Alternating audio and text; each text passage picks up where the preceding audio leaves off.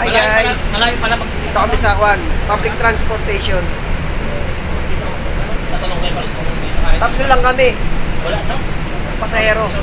Kanyari, yung isa lang driver. Kami lang ang sakay. Dito kami sa Riyadh.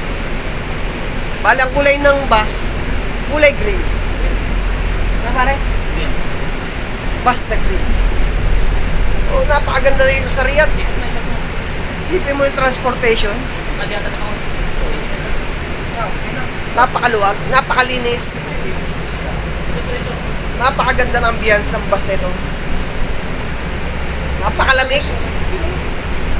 Supposed to be talagang taglamig talaga ngayon. Ganda rito. Isipin mo tumatakbo yung bus, tatlo ang laman. 4 na pamasahe.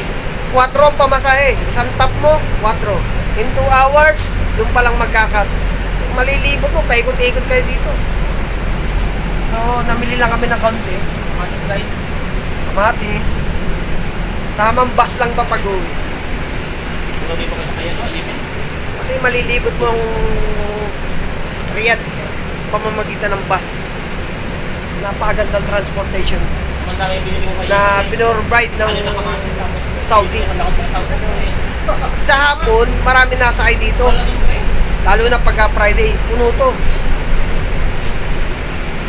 Napakaganda ng bus na ito. Hindi ka maliligaw kasi kada station, maghihinto siya. Magbubukas ang pinto. Tingnan nyo. Ayun o, nagbukas yung pinto. Wala kasi masakay, no? May sasakay man o wala, magbubukas siya. Diba? Kada station, yun, sumara na ulit. Kaya imposibleng maligaw ka. Diba, natulog ka. Hindi nga, talaga mo ko. Paggising mo, malapit pa rin. Kasi hindi siya bamba. Yung dire-diretso nawan. Hindi. Kada station, bus stop, hihinto siya. Bubukas ang pinto. Pakalog, oh.